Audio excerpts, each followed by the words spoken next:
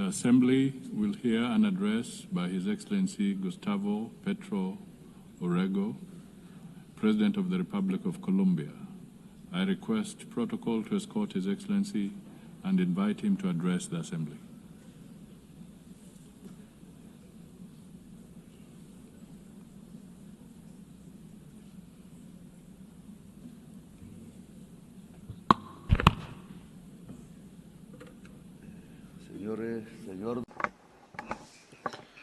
President of the General Assembly, this is my last statement as President here.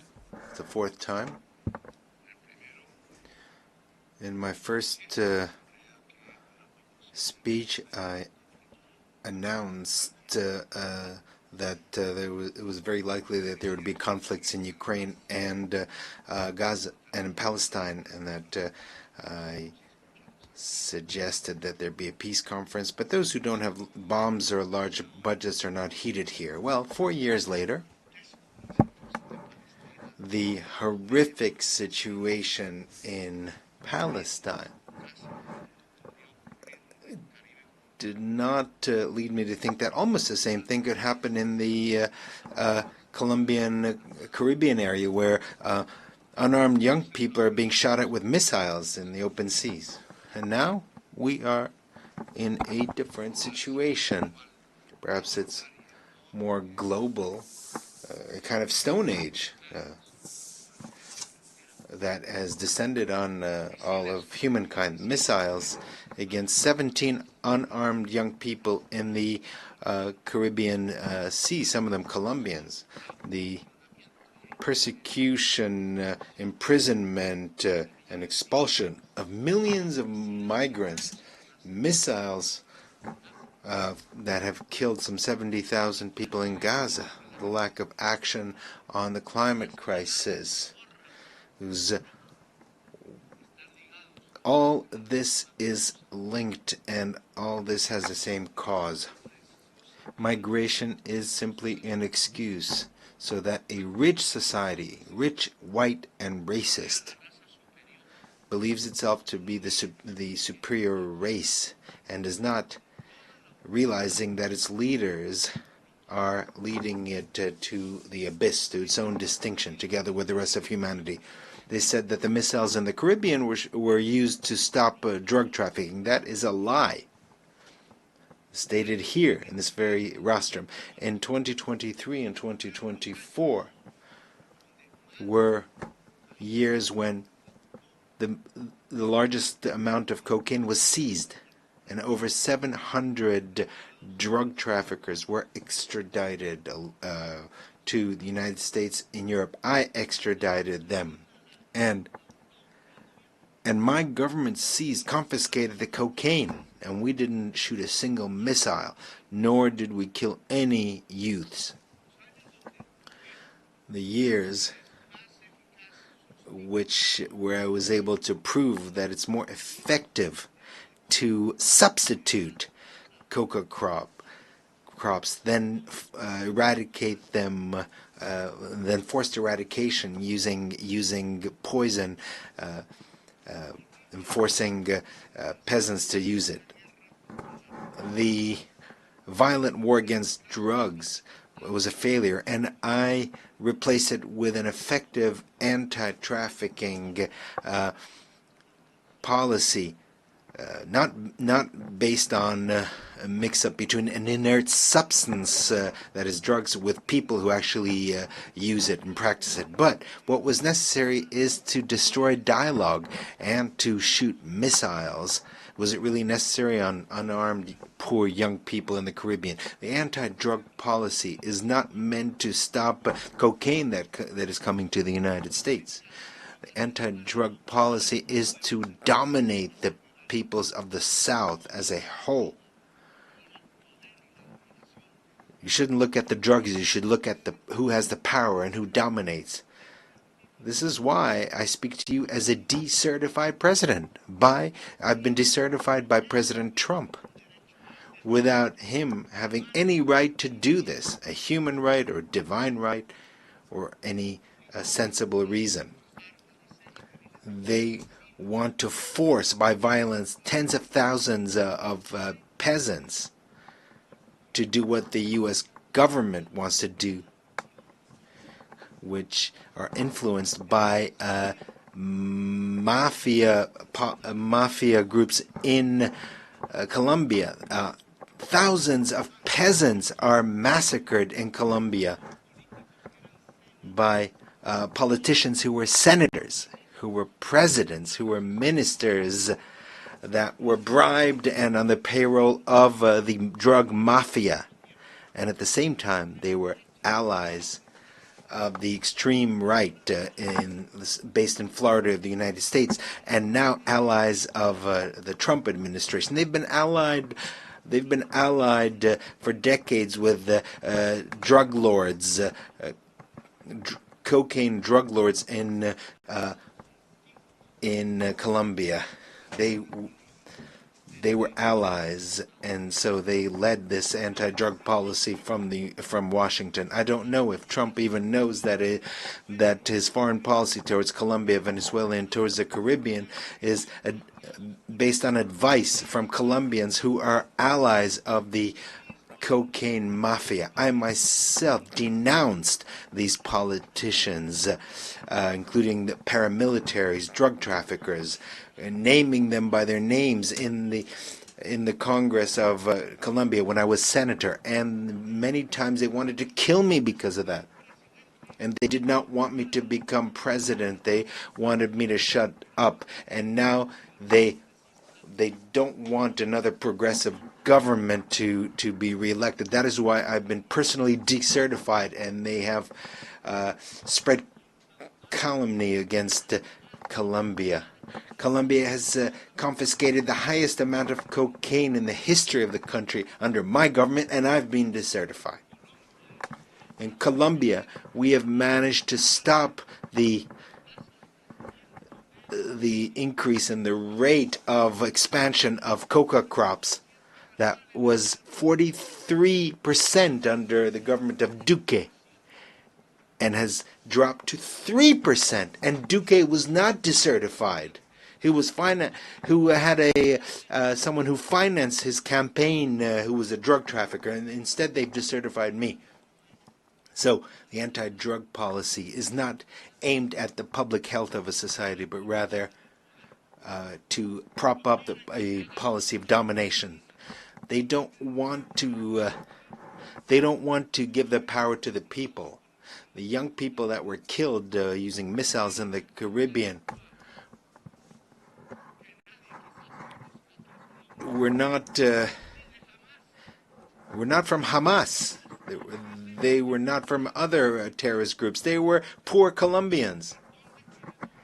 And with apologies to those who dominate the United Nations,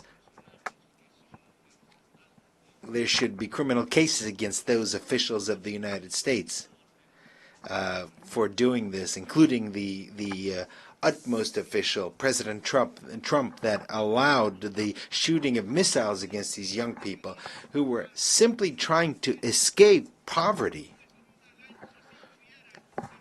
Youths who in a speedboat who might have had a certain amount of drugs were not drug traffickers. They were simply poor youth. But the real drug traffickers live somewhere else, not in America, not in Latin America. So it's easy to shoot missiles against the speedboats with migrants and accusing them of terrorism and drug trafficking when they don't have a single weapon to defend themselves. When the real drug traffickers live in New York, here, just a few blocks from here, in Miami. And they reach agreements with the DEA, and they're allowed to traffic in Africa, in Russia, in China, but not in the United States, a country that has not managed to reduce its consumption of cocaine. Because it's drug addicts, or rather, they did manage to reduce the consumption of cocaine simply because their addicts switched to another type of drug, fentanyl, which is much deadlier. This fentanyl is produced in the industrial heartland of the United States, here, not far from here. And the consumers are here as well.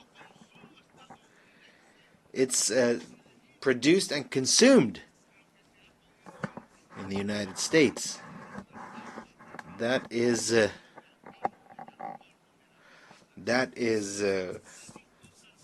worst. They're addicted to fentanyl and to gasoline, the two main poisons of life in the world. And gasoline is even worse than fentanyl. Only the black-skinned people here, those who are ancestral here, that were thousands of years have been here, or young people, or women who don't want to see their children die of any color of their skin. The people are still hooked on fentanyl or hooked on television. Only they can stop this domination by the United States. The people who have taken to the streets in California, in New York, in Philadelphia, where the Liberty Bell stands, in spite of the National Guard that Trump sends out against its own people to shut them up, to the states that are free. These states are no longer uniting their efforts in the face of tyranny. The President of the United States does not know that 1 million Latin Americans have died. The largest share of them from Colombia. And another 1 million will die in North America in 10 years because of fentanyl. Cocaine killed 3,000 people a year today. Fentanyl kills 130 per year, 30 times more. That is the outcome of 30 years by the United States of a policy that is absurd and that is leading its society to the horrific death due to drugs that kill the brain. And in this situation, Trump not only allows missiles to be fired at young people in the Caribbean, does not only imprison migrants, but also allows missiles to be killed against children, women, and old people in Gaza. He is an accomplice to genocide. It is a genocide, and we need to prevent it. This forum is a mute witness to a genocide. In a world where we thought that this was something only a legacy of Hitler. Here they don't speak of life, of the climate crisis. What is happening is the death of thousands of children. Meanwhile, we in Colombia have not increased the rate of killings. We have the lowest unemployment rate in the country this century. We have the lowest unemployment rates. We have developed our agriculture by 10% and our industry by 5%. We have more tourists than ever who have come to see the beauties of our country, our cultural and natural beauties. And we are seeking peace by negotiating with drug traffickers and with rebels. I will always be ready to discuss, to negotiate, to save lives, and to eradicate coca crops, but based on their own voluntary decision by Colombian peasants. Let us not be bribed by the drug traffickers, as was the case in previous governments in Colombia. And 25,000 hectares have already been eradicated voluntarily. We have been successful in this new policy. It's not an anti-drug policy, but an anti-drug traffickers policy. That is something different. And we're grateful to the countries that have helped us. such as Qatar, Cuba, Mexico, Vatican, Norway, Brazil, and Venezuela. We don't want to thank those who want to sow war between us. People of the world, listen. Latin America does not only mean drug trafficking or coke or cocaine. Latin America has a massive, massive potential for clean electrical energy, renewable alternate energy based on wind, water. The United States has a huge demand for energy, and 70% of it is filled by fossil fuels, in other words, based on carbon, coal, gas. Latin America is developing its clean energy potential, and we can satisfy the entire demand of the United States for energy. What is necessary is investment, and we would make the biggest contribution to fighting climate change. Given the huge potential for clean energy and the capacity to absorb by the Amazon,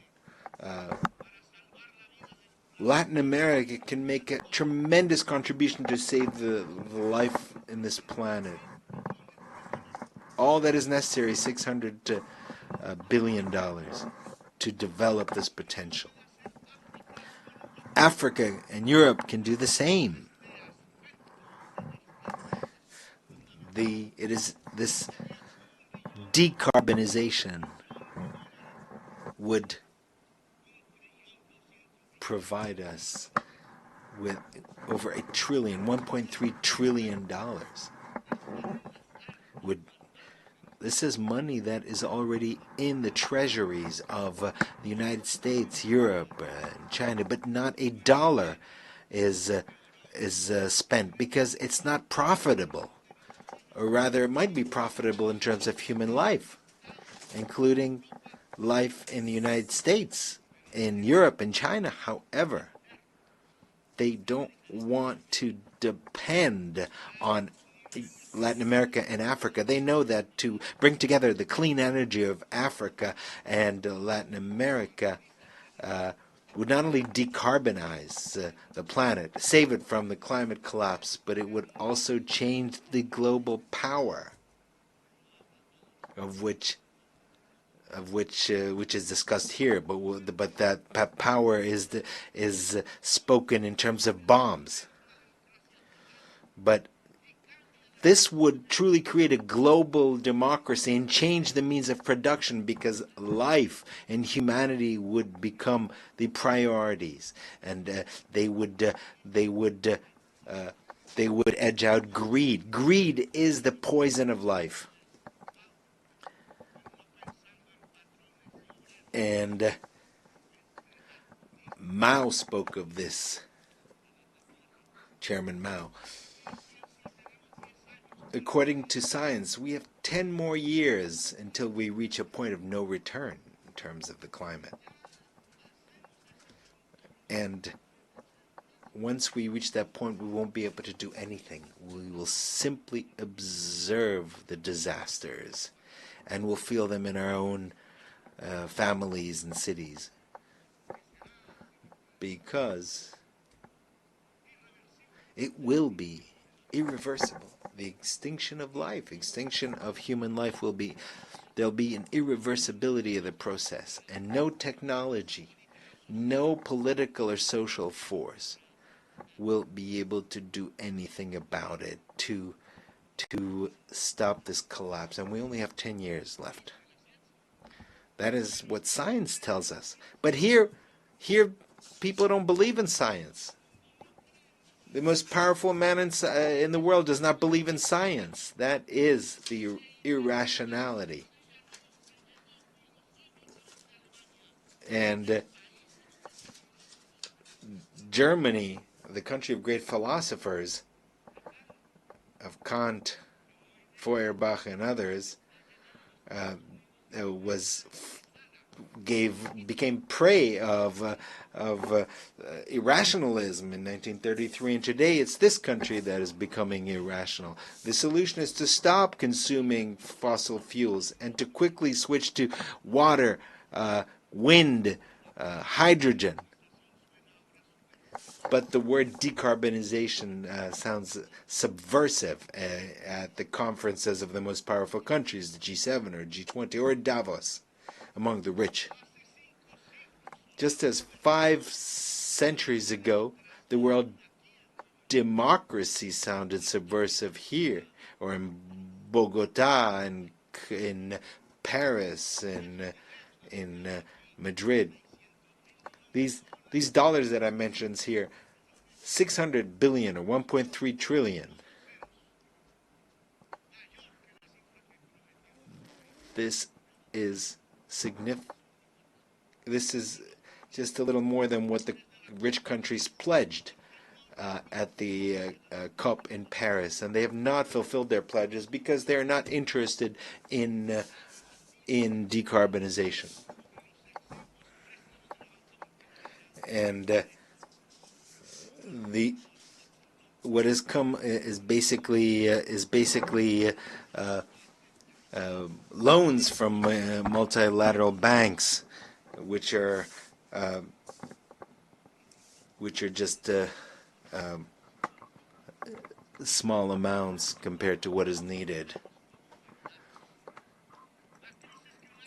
The climate crisis means that in all public budgets, investment in decarbonization and adaptation should be the priority. A global financial policy is necessary that is different. The debt risk premium should be abolished. Which countries are the riskiest? They are the countries that have the highest greenhouse gas emissions, such as this one. These are the riskiest countries. Whereas the countries that absorb CO2, and we have jungles and a lot of water in the south, we absorb the CO2 of the north. But the market does not agree with that. So the debt of the poorest countries must be forgiven. There should be swaps, debt swaps for adaptation and mitigation and investment in the climate crisis. So people from the United States and those from Wall Street, from London, you want to collect the interest payments from the debt of our countries. What you will find eventually is cemeteries, because we'll all be dead. The money will be useless in the midst of all the cemeteries. Another subversive word is to plan. A global plan. The word plan has been forgotten because it was not necessary to plan, because to plan is anathema.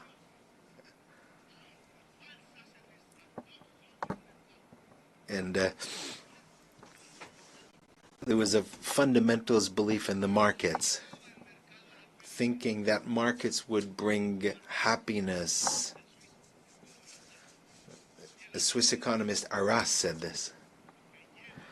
And in fact, the market leads to an abyss. It leads to death, as we are already witnessing today. Malras, that was his name, was wrong.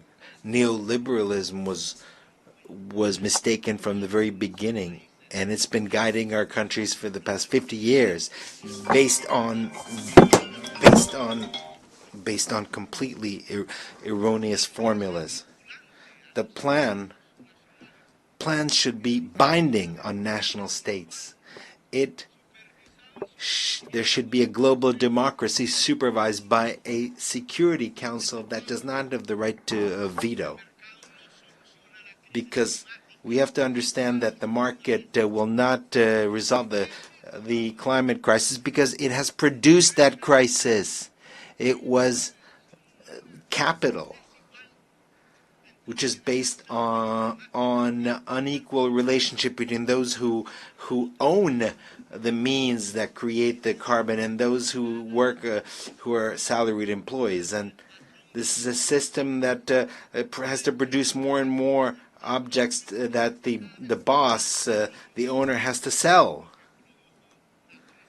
And the same thing for the production of fossil fuels. That is what has produced the climate crisis. Produce more, to consume more, to sell more, and thus create more carbon, more oil until we die. But this will not last forever because carbon and fossil fuels have reached the end, because that is perhaps will mean the end of capital in general, because if it's not the end of capital, it'll be the end of life. The owner of capital is an individual that has power. It's not a thing. It's not some kind of puppet. It is a human being with his greed, a slave to his greed. That is the individual who will seek to make sure that more and more oil is produced in their countries, even if it poisons his life, and continue to dig for more oil, even if it destroys the atmosphere and destroys life. So we have to choose either life or greed, either the Stone Age or local and global democracy, freedom or death, as Bolivar said. And that was his slogan, his red and black, white and white banner. Freedom red, death black, and possible peace white. That is what is necessary, is a revolution by the peoples of the world to overcome the climate crisis and not to allow this crisis to reach a global collapse. It is a revolution of the united peoples, of civilizations that need to engage in dialogue, more than states themselves. It is a revolution of entire humanity to save life on the planet, and perhaps with the cooperation of certain governments that want to support life. Today, the United Nations is experiencing a crisis, and there's a need to transform it. Today, we have nation-states gathered here who no longer have power, and that no matter how much they vote, they are ignored, because the nation-state has also reached its decadence, its ultimate fall. Because capital has become global. It's not contained in a state. Socialism was supposed to be global, but Stalin, in fact, in Yalta, condemned a global revolution that was occurring in Spain and in Greece, and it might have occurred in Latin America and other places. So humanity is a new political subject that has emerged rather than the nation state. And so the United Nations has to become a united humanity, even though a diverse but united humanity. A new subject is appearing in human history, and this is very important. And I think that this is wonderful, because we have to overcome the idea of a nation state to become humanity, but that humanity must be united. For that, there needs to be democracy around the world. There needs to be permanent dialogue in the midst of diversity.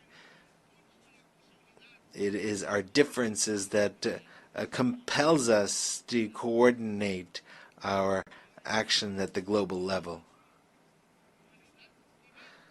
Dialogue, yes. Humanity, yes. Humanity profoundly democratic, yes. Hopefully a humanity of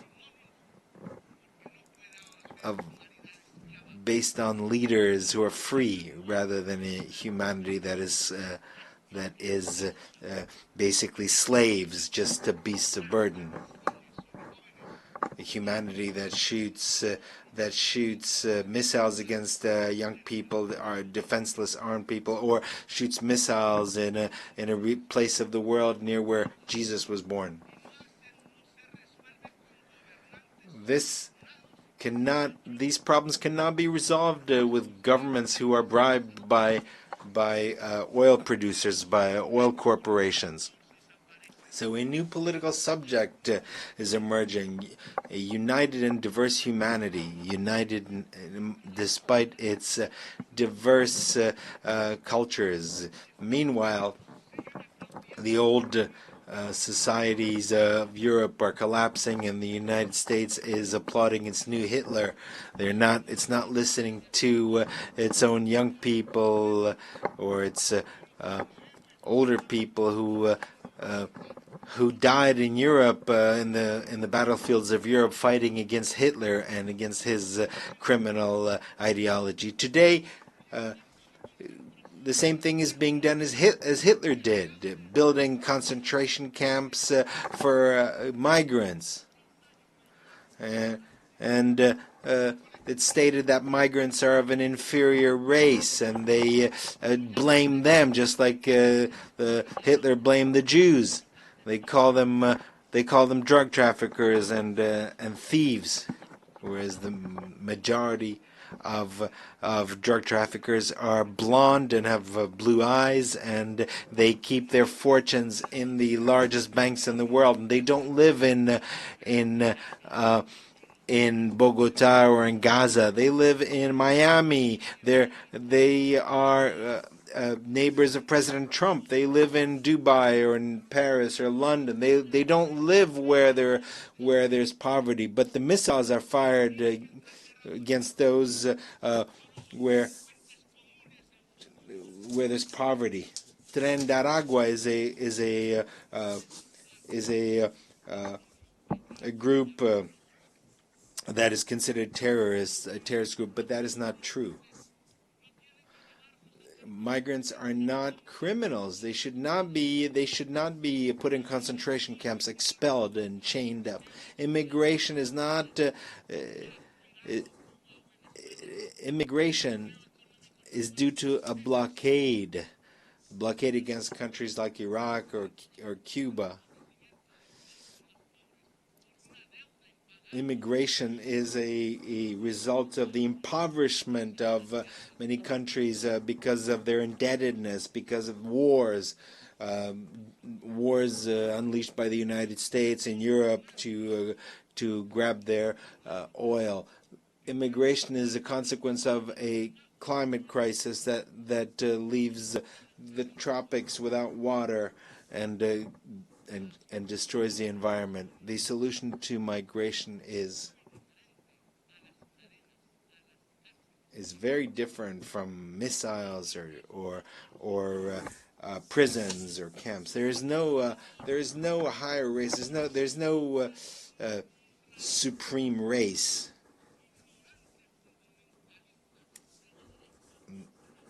Only ignorant extremists think like that. All of humanity is made in God's image. They use immigration as a scapegoat to do nothing against the climate crisis, which will put an end to life. They use immigration to get the votes of the whites, but what is necessary is to put an end to the consumption of CO2 and oil, and stop drilling for oil. We need a different world, a humane world.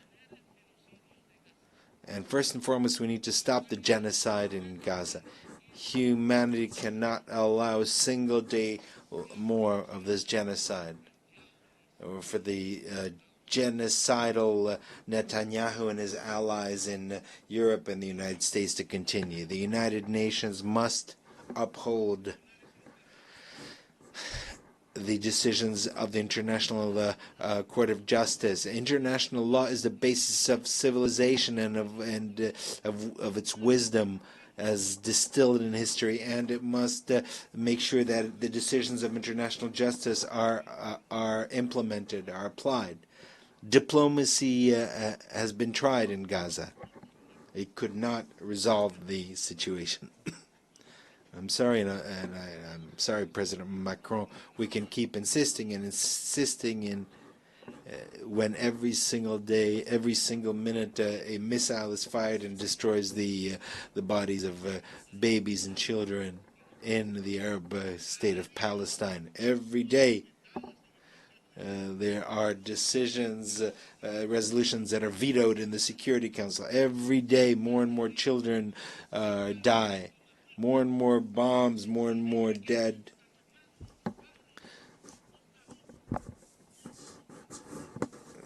Perhaps those who do this, who shoot this, are robots. Maybe they don't have their own children. They're not human.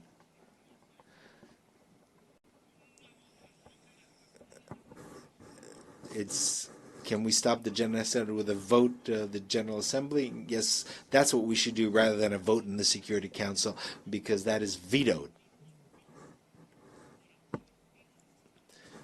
United for peace for Palestine. We should establish a peacekeeping force to protect. What's necessary today are words, not blue helmets that are often lack training, and they're not ready to do this. No, what we need is a powerful army of countries that do not accept genocide. That is why I invite nations of the world and their peoples, most importantly, as an integral part of humanity, to bring together weapons and armies and to defend Palestine. I invite the armies of Asia and the brave people, the brave Slavic people who defeated Hitler, and the Latin American people of Bolivar, of Garibaldi, and others. I think there's enough. We've had enough words. Today, the time has come to use the slogan of Bolivar: "Freedom or death," because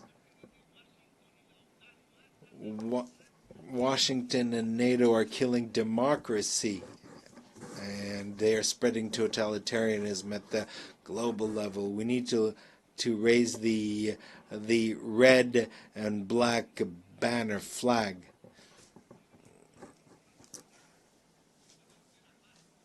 Without forgetting the white color, which was the color of peace and the color of hope in the heart of humanity. The United States no longer teach democracy, but rather kill democracy, especially among its immigrants, filled with greed.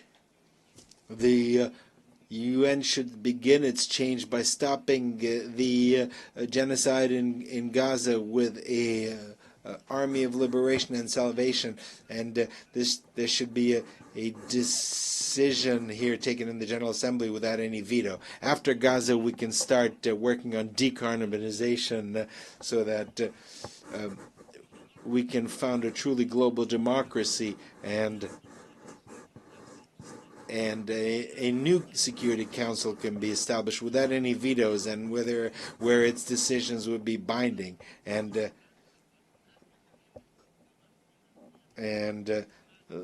the global and national financial system should be based on decentralized capital. That is the way that humankind can regulate capital, to subordinate capital to life, to regulate it to people. That is the path by which the United Nations will move from an alliance of states to an alliance of cultures and peoples. If we overcome the climate crisis, and if we unite as humanity, we will managed to make the United Nations an assembly of peoples which seeks to make sure that every individual is free, making sure that every human being achieves their potential, and because the intelligence of human beings, illuminated by science, will make it possible to not only save life, but to fulfill the mission of humanity by expanding life into the stars. A humanity that is united and free can look at the stars and reach the stars, as the Romans, the legionnaires, thought of Judea when they used the word astra, or star. It's the time of freedom or death. A real death from missiles, but freedom is also real in the heart of human beings and its capacity to rebel and to resist. Thank you very much.